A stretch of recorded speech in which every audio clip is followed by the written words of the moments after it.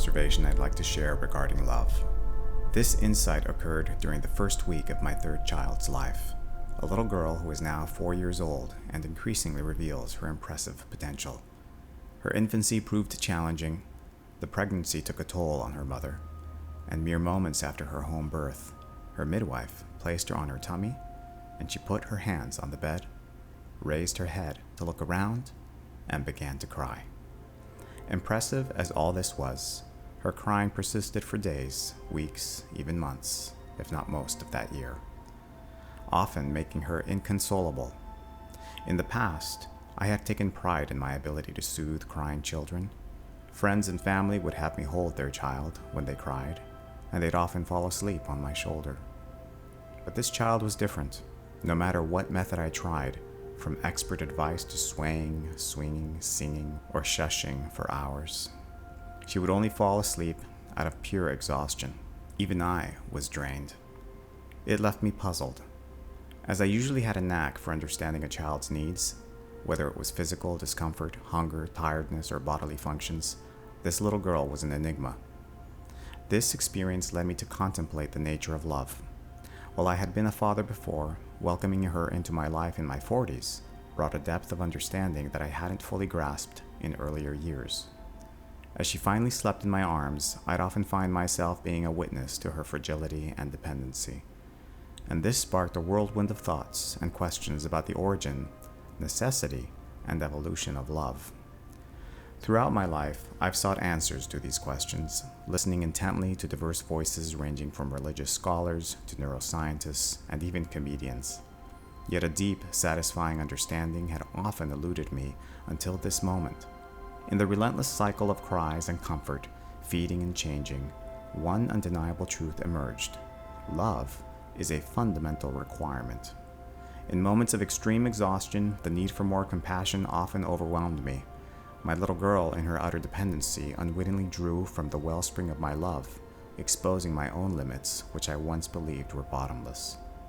There were times when I ran out of patience and felt frustrated with her. This moment of falling from grace within my own psyche was illuminating. It showed that the path of human evolution could not have been paved without love, empathy, and care. I had always conceptualized human existence as a blend of hardware, our primal animalistic instincts, and software, the cultivated ethics, morals, and societal norms. Yet as I delved deeper into the nuances of fatherhood, an epiphany unraveled. The distinction between hardware and software is not as clear-cut as I once thought. I now see that our hardware is intrinsically imbued with love, compassion, and truthfulness. These are not acquired traits, but innate attributes essential for the survival and flourishing of our species. Every gaze into my daughter's eyes is a revelation that love is not a learned behavior, but an intrinsic attribute.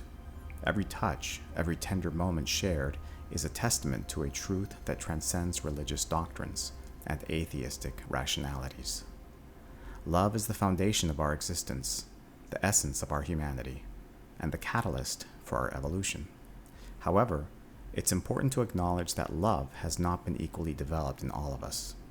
Just 2 centuries ago, an earlier iteration of humanity in the Middle East would have buried their daughters simply for being female.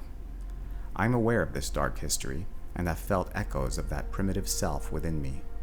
Love is selective, and I consider myself fortunate to be one of its early descendants, with much left to be developed. In the complex dance of power and vulnerability, beastliness and civility, love rarely emerges victorious. Nature's tendency is for power disparities to materialize into coercion and abuse. I believe this is true. How often does a parent become an abuser? How often does an older sibling bully a younger one?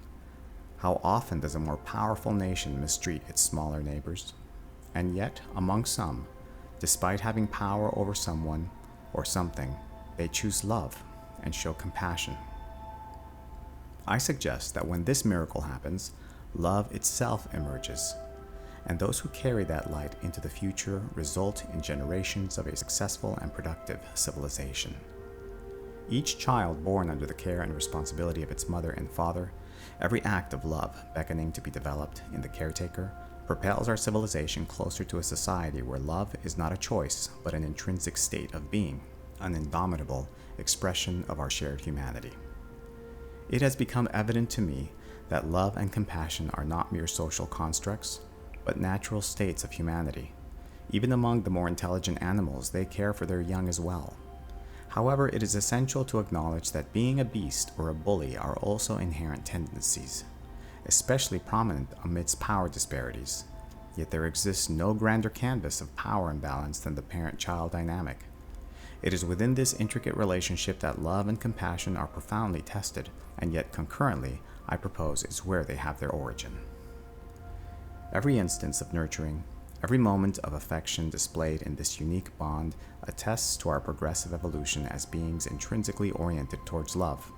Thus, as long as the sanctity and integral nature of the parent-child bond is preserved and esteemed in our societal constructs, we are not merely inclined, but are inexorably bound to evolve into a civilization profoundly rooted in love. Leave the institution of the parent and child bond intact, and in time, love will increase. These enigmatic truths unravel a series of intricate paradoxes. The disparities in power, often perceived as catalysts for conflict and division, play a pivotal role in the blossoming of love. This dialectic nature challenges the preconceived notions of love's origin and existence. Without these imbalances, love risks becoming a static entity, bereft of its transformative and dynamic essence. We would devolve into mechanical entities stripped of the ardor and vibrancy that characterized human emotion and interaction. The demands that stem from the depths of love also present a complex scenario. Children, in their innate need for love and affirmation, elicit an outpouring of affection from those around them. Yet therein lies another paradox. The more we succumb to these demands, the more insatiable our appetites for love become, birthing a generation characterized by emotional dependency. This heightened need for love and affirmation can give rise to parasitic tendencies where the perpetual need for love outweighs the capacity for self-sustenance and autonomy. Love, therefore, is not a monolithic entity, but a multifaceted force with the potency to both uplift and destroy. It demands a meticulous application, tempered with wisdom and discernment. There exist moments where love's most profound expression is found in restraint, in the willingness to step back and allow the loved ones the space to confront, battle, and grow amidst their challenges. In this complex dance, love and intelligence intertwine, becoming forces of profound impact, capable of being channeled for both benevolence and malevolence. The exploration into these paradoxes and contradictions of love is far from exhaustive. Indeed, it feels we've only just begun to scratch the surface. Yet, even these preliminary findings, with their inherent complexities, are offered in the hope that they might provide some guidance or insight. I hope they serve you as you try to navigate a world ever growing in emotional complexity. For more, visit clearpillphilosophy.com.